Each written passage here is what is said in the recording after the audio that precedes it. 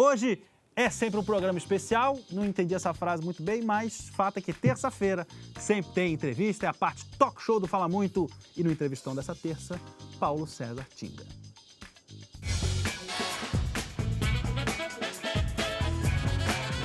Então, minhas joias, mais um entrevistão do Fala Muito, mais uma terça-feira e hoje especialista. Eu não tenho nem roupa para estar aqui hoje, eu pedi um paletó ali para a produção, não tinha, o paletó é só para segunda e quinta. Paulo César Tinga! Tinga, teu pão de ama! Tudo bem? Ô, Tinga, bem-vindo, cara. Prazer ter você aqui. A gente gosta de começar com música de vez em quando. Tem uma música especial pra você, que você ouve e você fala, pô, essa é a minha história. Eu gosto muito de uma música do Projota que fala Moleque de Vila. Vai lá, não tenha medo do pior. Eu sei que tudo vai mudar, você vai melhorar. O mundo ao seu redor. Quando eu te perguntei uma referência do teu começo de carreira, entre várias, de líderes em campo e tudo mais, você me deu o Denner, né? Às vezes eu acho um drible bonito, mais bonito do que um gol. Que perda foi o Denner, né, Tinga? O que tinha nele que você olhava e falava assim, quero ser esse cara um dia? Eu olhava tudo assim, fisicamente, né? Eu também, quando eu comecei, era bem magro, era pequeno. Então eu me identificava, ele também sabia que ele era de uma periferia de São Paulo. Foi na época que eu comecei a tomar ciência da vida, assim, de valores, tanto social como sonhos. Então eu me identifiquei muito com ele. E a questão também, como eu comecei jogando um pouco mais na frente, assim, gostava de driblar também. Tu era driblador. Eu quero ver aqui pra Kawasaki, vou pra galera, vou te dar. 19 anos, Tinga. Olha lá. Ui! Eita! Esse foi o teu primeiro gol como profissional? Foi o gol contra o Sport? Isso. Cartão de visita do Tinga. Tranquilo, né? Chapeuzinho. Tranquilo, primeiro gol. Eu joguei esse jogo, no outro dia eu peguei mesmo o ônibus que eu pegava. E de repente aquele ônibus que eu pegava, que eu era mais um dentro do ônibus todos os dias, de repente as pessoas estavam querendo um autógrafo. Tinga, não sei o quê.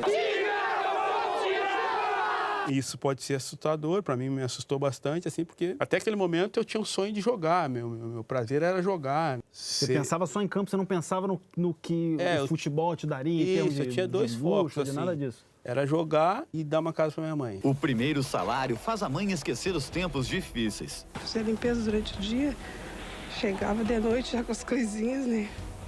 Leite, o pão. Cara, lógico, aí pega um pouco o lado da emoção, assim. Tudo que eu pensei ali, né, principalmente nessa entrevista, o propósito que eu tinha ali, o objetivo que eu tinha. Acho que 6 meses depois minha mãe já não estava mais trabalhando, eu consegui dar a primeira casa para ela. Você tá falando isso aí, mas isso aí não é vergonha para ninguém, né? Isso aí é serviço, né? E assim que ela criou eu e meus irmãos. Eu me emociono sempre, parece que é uma coisa que aconteceu ontem, porque eu vejo que foi importante. Eu sou muito grato ao futebol, sou muito grato às pessoas que eu convivi dentro do futebol. Olha a estileira, Tinga. Já era metido, não tinha nada, mas era metido. Olha quem é que estava com você lá no final dos anos 90 no Grêmio. Essa é demais. O toque de juventude fica por conta de uma dupla que divide o tempo entre os treinos e os passeios no shopping center.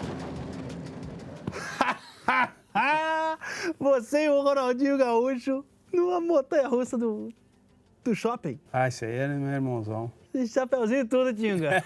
Tá jogando sempre alegre e jogando junto, né? Interessante, né, cara? A gente já no profissional já era, né, ídolo da torcida do Grêmio. Então eu e o Ronaldo vivemos muita coisa, nós nos divertimos muito.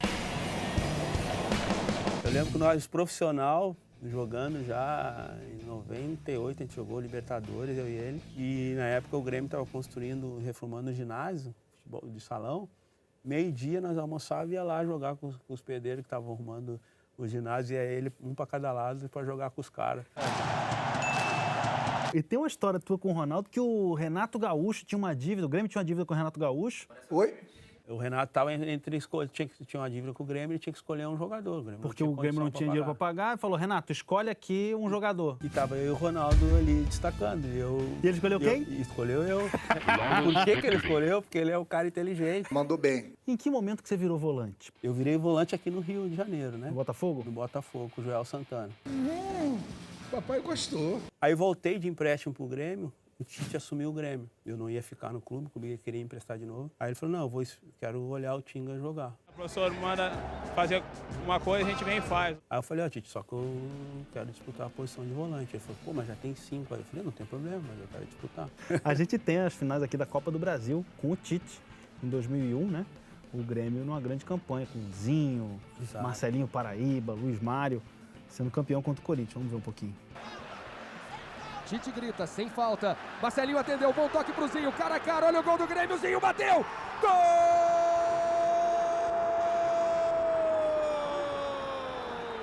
Grêmio, campeão da Copa do Brasil 2001! Começo da história do Tite também, né, Tinga? Também foi o primeiro título dele, né, nacional. O primeiro trabalho dele, né, saiu do Caxias e foi pro Grêmio. E como é que era o Tite? Cara, o Tite era o mesmo cara de hoje, né? Preza muito pela parte humana, assim, né? Eu sou um ser humano. Agora, tem uma história tua no Grêmio que tu era colorado, Sim, sempre fui. né? Você não foi aprovado no Internacional? 3 vezes. Três vezes. Pede música! Vai lá! E aí no Grêmio eu fiz o primeiro e passei. E aí, como é que é tu jogar um Grenal desse, nessas condições? Eu cresci a vida inteira jogando um Grenal de base, como se fosse o último jogo da minha vida. Podia estar minha mãe lá de camisa do Inter, que eu ia querer atropelar. Os que são ousados vão e fazem e acabam se consagrando. Até hoje mesmo, eu tendo falado que sou colorado, as pessoas sabiam que eu era colorado. Tem alguns gremistas que duvidam disso pela forma que eu jogava. Então, E tinha umas pistas, ó, porque você, tem uma reportagem aqui, ó, com o pessoal cantando o hino, repara no Tinga. Até a pé nós iremos. Mas o certo é que nós estaremos. Não canta não, ó. Só rindo, Tinga. Não sabia o hino, né? Não sabia o hino? Ou não cantava? Pode ser os dois, né? E aí a gente tem as imagens do Grenal, esse que você meteu 2 gols, teve gol de bicicleta do Luiz Cláudio, foi um baita de um Grenal lá no Olímpico, em 2001. Grenal, pra mim, é o maior clássico do Brasil, Tinga. Ah, é disparado, velho. Né? Quem tem Tinga não precisa de Ronaldinho. Foi o único gol que você fez em Grenal? Esses 2? Foi. Pra quem não metia muito gol, tá bom, né? Tá bom. Eu quero exaltar o grupo e a maneira que a gente vem trabalhando aí, com a união, um dia um resolve, um dia outro. Isso aí é que tá dando força para que a gente possa fazer um bom jogo. E aí, em 2005, você chega no Inter. Tô feliz porque realizar o sonho do meu pai, que é um colorado fanático. Chegou a falar com alguém, ó, 3 vezes eu bati aqui, vocês não quiseram. Eu tive um pouquinho de medo, né? Mas aí, como eu queria tanto realizar esse sonho, né? Eu consegui ir pro Inter e te confesso que a primeira vez que eu treinei, não foi nem um jogo que eu treinei, que eu fiquei olhando, a gente treinava do lado do Beira-Rio na época. Eu fiquei olhando e lembrei as 3 vezes que encostei ali de ônibus na frente para fazer teste. E aí eu falei, pô, eu consegui, né? Agora tem que ver o que vai acontecer em termos de performance. Mal sabia você o tamanho da história. Mas antes de a gente chegar na Libertadores, vamos só ver esse jogo aqui polêmico de 2005. Isso rende até hoje. Inter e Corinthians, Brasileirão de 2005. Um jogo do título esse aí, né? É, esse com certeza. Por tudo que aconteceu na competição, a gente já tinha perdido os pontos. O Inter estava ali a 3 pontos do Corinthians, e aí nesse jogo, com o jogo empatado 1-1 no segundo tempo, o Márcio Rezende não só não dá um pênalti escandaloso em você, do Fábio Costa, como ainda te expulsa. É, isso aí era a chance de a gente fazer o gol, de expulsar ele, né? Teria que expulsar ele, a chance de a gente fazer o gol e ali seguir pro título. Foi pênalti, hein? Eu também acho que foi pênalti, Jota. O erro da arbitragem que pode ter interferência no resultado da partida e do campeonato. Tu fica sem o que fazer, né? Tu não tem o que fazer nessa hora, né? Se tu fizer o que o torcedor gostaria, você perde a razão, né? Quando tiver o sonho, a gente tem que ir atrás. Mas tá difícil esse sonho, tá? Muita vantagem, cara. Muito detalhezinhos que vai você pensar diferente, entendeu? Depois desse jogo, o Márcio Rezende Freitas se aposentou, né? Encontrei ele em Belo Horizonte.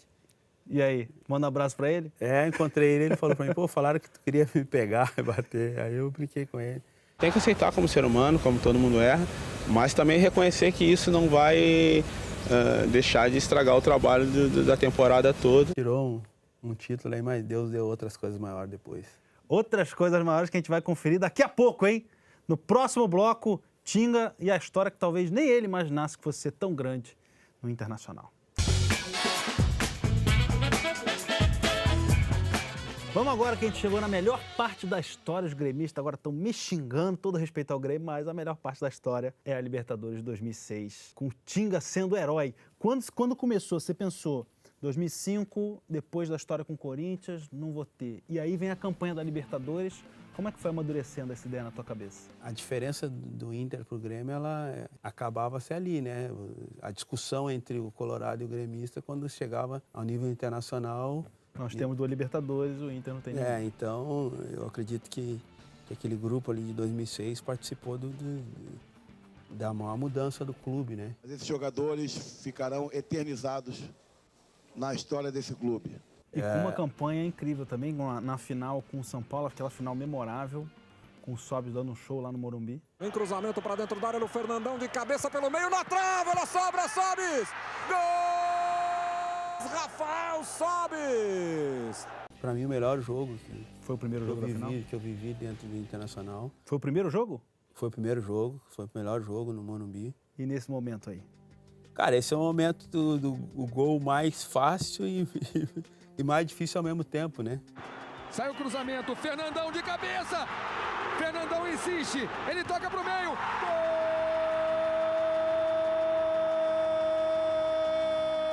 E o que eu passei também depois dos 15 minutos, estando expulso. Pois é, porque você mostra a camisa, né? E... Não pode mostrar a camisa, você botou ali mesmo sem tirar, você só levantou e tal, você já tinha amarelo. Eu fui expulso.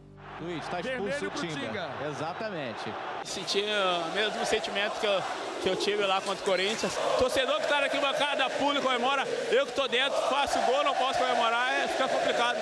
E aí, os últimos minutos do jogo, você ficou no vestiário. E foi os 15 minutos mais importantes da minha vida, ter ficado fora daquele jogo ali. Por quê? Ali eu aprendi muita coisa, né? Por exemplo, eu consegui nesses 15 minutos, eu sabia que se o São Paulo virasse o jogo, nós perdíamos o título. E tudo isso no escuro do vestiário, sozinho. Só escutando o barulho. O barulho da torcida. E com, inclusive, o gol de empate do São Paulo. E cada barulho eu tinha que tentar imaginar se era gol dos caras, se era falta, se era um pênalti. Quando o jogo acabou. Quando eu vi o barulho... Se você fechar o olho, você consegue lembrar? Cara, não preciso nem fechar, cara. Eu lembro de um barulho que acho que nunca mais vivi. Ganhei um monte de título depois e nunca mais vivi um barulho tão grande assim. Quando eu saio do túnel, eu vejo aquele monte de gente chorando. E aí eu vi que eu tinha conseguido. Foi tão forte pra mim que a gente comemorou ali no campo e depois todo mundo foi pra churrascaria e eu não fui. Você não foi? Eu peguei minha família e fui pra casa. Sabe que a torcida do Inter é a torcida sofredora, então a gente não podia desapontar esse sonho deles de anos. E quando você vai pro Borussia, você sente uma pontinha de, puxa, não vou jogar o Mundial? Quando eu fui pro Borussia, nem imaginava e iria de novo se tivesse Mundial de novo, porque cá pra nós, hoje o grande sonho dos jogadores, já era na época, é jogar na Europa. Bem no dia do jogo, foi o dia que me deram as férias de final de ano. E aí quando eu pego o voo em Frankfurt, tinha acabado o jogo. O Inter é campeão mundial! Inter, numa vitória histórica! Cara, era tudo era vermelho em Porto Alegre. Eu senti, eu levei o time até aí, não participei do Mundial. Aí eu senti um pouquinho de, queria estar aí. E qual é o balanço que você faz dessa passagem na Alemanha? Você ficou 4 anos lá. Cara, a Alemanha pra mim é a mudança do ser humano, né? Eu sou o homem que sou hoje pelos 4 anos que eu vivi na Alemanha. Por causa dos 4 anos na Alemanha. Como empresário, como pai, como ser humano, a Alemanha rendeu pra mim culturalmente, profissionalmente, valorizar as pequenas coisas e foi duro pra mim. Eu cheguei na Alemanha tomando multa de tudo que era coisa, lavar carro na rua, coisa que parece simples pra nós, que todo mundo lava carro na rua, né? Quanto de água a gente está botando fora, né? Tomar multa de vir de férias e deixar a luz do banheiro ligada. Tomei uma multa gigante, que eu tenho até vergonha de falar, a multa que eu tomei. E aí, como é que foi a tua volta pro Inter? Não, foi uma junção de coisas, né? Eu queria ter ficado no Borussia primeiro. Aí o Klopp encerrou meu ciclo lá. Você trabalhou com o Klopp no Borussia? Sim, 2 anos. Uau! Tava renovando o time, eu já tava com 32 anos. E o jogo dele é um jogo muito intenso.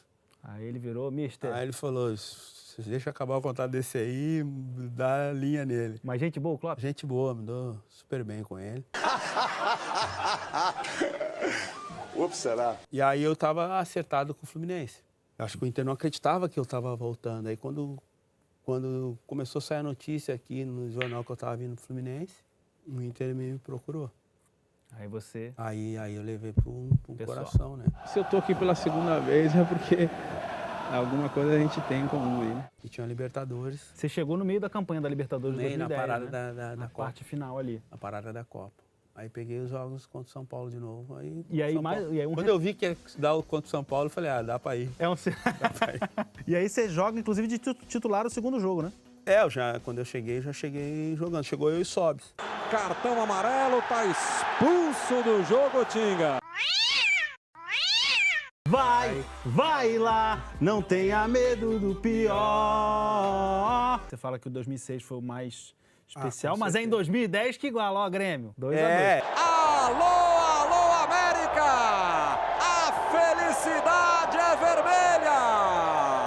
O Internacional é bicampeão da Libertadores! Apesar que depois o Grêmio chegou aí e ganhou mais. Enquanto eu tive no Inter, a gente deixou tudo igual, né? Chegamos lá para deixar tudo igual. Agora, o Mundial de 2006 você não jogou com o Inter, o de 2010 você jogou com o Inter e tinha o Mazembe no meio do caminho. Trouxe pro pé direito, vem a batida! Que diaba, né? Eita, e aí? Agora aguente o que diabá saltitando com o bumbum. Um dos maiores erros nossos foi abandonar logo o Campeonato Brasileiro. Porque nós vamos brincar no Campeonato Brasileiro. Você acha que faltou competitividade? Durante os 4 meses até chegar, é muito tempo, né? E aí o que eu aprendo aí, né, cara? Que o futebol é como a vida, você não liga e desliga a hora que tu quer, né? E o que você sente vendo o que diabo fazendo a dancinha dele hoje em dia? Cara, isso, como eu te falei, a questão Grenal que existe no Sul, tanto como jogo, como ambiente, não existe igual. Tem o dia, né? Tem o... Eles falam... Mazembe Day, né? E aí você chegou no Cruzeiro depois também e botou mais 2 brasileiros lá na cota. Botei mais 2 e sempre cobrando isso dos jogadores. Cara, não joga como se fosse a última. E nunca rolou uma aposta, uma comemoração de cortar cabelo, né, Tinga? 2013, primeiro brasileiro, a gente foi jogar contra o Vitória. Se nós ganhássemos o jogo ou se outro adversário, acho que era o Botafogo na época, empatasse, a gente era campeão. E os caras, tu vai cortar? E eu falei pra todo mundo, não, se nós for campeão, se nós ganhar, eu vou cortar. Faltavam uns 20 minutos, cara. E já tava, o outro resultado já tinha acabado, nós já era campeão. Eu fui lá dentro do vestiário, peguei as tesouras, botei na minha bolsa. Entrei no jogo ainda, quando acabou o jogo, os caras voaram. O Dedé lembrou, ei, Tinguê, chamava de ministro. Ei, ministro, não vai cortar o cabelo? Quando vejo, cadê as tesouras? Foram e não acharam, já tava na minha bolsa. Nenhuminha. Nenhuma. Aí o Mike, que tá no Palmeiras, tinha uma máquina. Eu tenho a máquina. Mas falei, não, com a máquina não dá, cara. E aí comecei aí, argumentei com ele, não, rapaziada, nós vamos ganhar outro daqui a um ano, ou vamos ganhar o Libertadores ano que vem. Se eu cortar o cabelo, é igual o Sansão, nós vamos perder as forças. Aí comecei Convenceu todo mundo na live, comecei a convencer. Ficou, não, na próxima. Aí não cortei, cara. Bateou e passou. Aí, compadre. Já dá uma arejada aqui atrás, aqui. Passa um ventinho. Chegou no outro ano, os caras de novo. Ganhou o brasileiro de novo. Se cortar, vai dar merda. É melhor não cortar. E aí, até hoje, eu também 17 anos sem cortar o cabelo. Temos uma tesoura aí. Ó, vamos fazer mais um intervalinho. Daqui a pouco tem o Proibidão do Tinga. Aí eu quero ver Proibidão do Tinga. Proibidão? Proibidão do Tinga. Surpresa, não gosto de surpresa, hein, cara. Estamos de volta! É hora do Proibidão do Tinga. Eu gosto quando a gente balança assim, fala essa coisa. Tudo na edição, viu, gente? A edição faz de tudo. E a televisão é uma mentira. Tem algum assunto proibido? Não. Acho que não, né? Vamos ver. Vamos ver? Qualquer coisa a gente corta. O que eu tenho que escolher aqui? Pega aí. Racismo. Eu vou mostrar aqui, ó, que hoje o Proibidão foi diferente, não tem mais nada na caixa, a gente botou de propósito, porque eu acho que o racismo não deveria ser um tema proibido, né? Pelo contrário, eu acho que a gente tem que falar cada vez mais, acho que a tua presença aqui é especial, não só pelo que você viveu no Cruzeiro contra o Garcilaso, acho que depois daquele episódio teu, que a CBF começou a campanha do Somos Iguais, não é? Sim. Eu queria saber a tua opinião do que é mais eficiente, você acha, no combate ao racismo? O slogan de que somos iguais ou é o slogan de que somos diferentes, de reconhecendo as diferenças para chegar num ponto de igualdade? Cara, nunca pensei dessa forma, mas é bem interessante. Iguais nós não somos, ninguém é igual a ninguém, né? Primeiro temos que aceitar que somos diferentes fisicamente. Oportunidades são diferentes? Oportunidades também não são iguais. Eu sempre briguei, né, pelo que eu acho que é o meu direito, tanto como pessoa, como cidadão, de tentar influenciar as pessoas através do trabalho, através das oportunidades, que elas não são iguais, como tu falou, que a gente vai vencendo, né?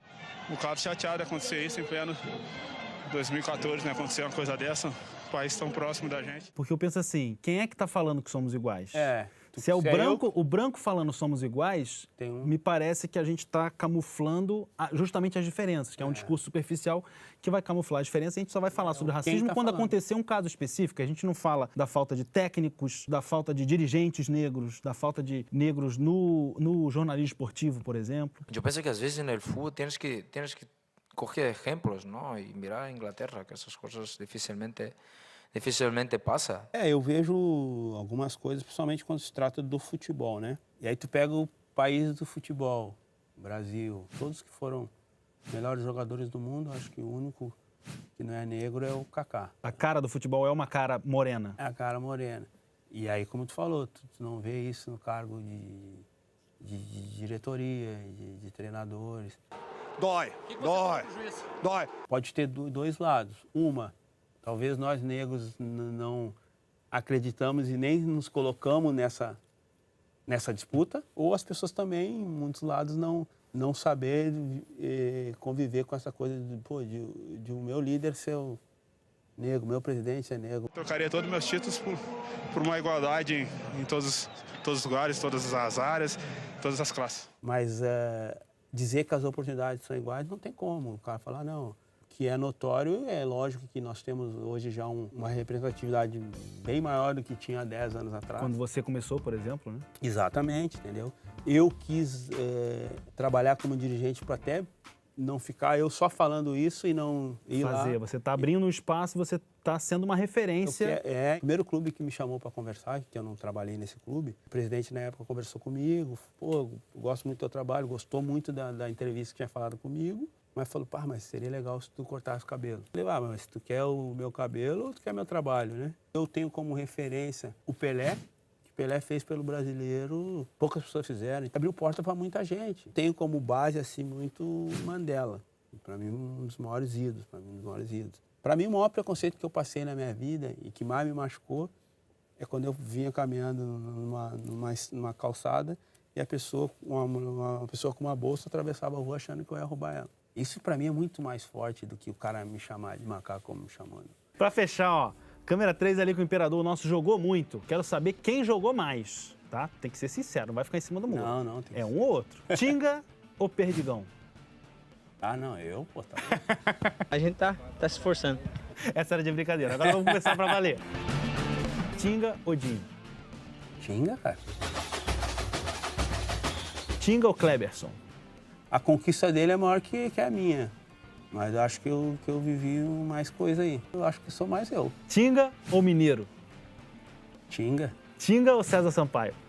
Tinga. Tinga ou Paulinho? Acho que eu tenho mais técnica de drible. Pra fechar, Tinga ou Dunga? Tinga, pô. O abatimento de Dunga é visível. É o dia mais triste da minha vida.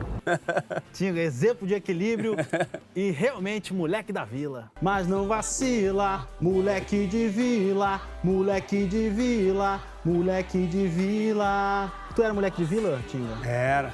Restinga é a maior vila do Rio Grande do Sul, né?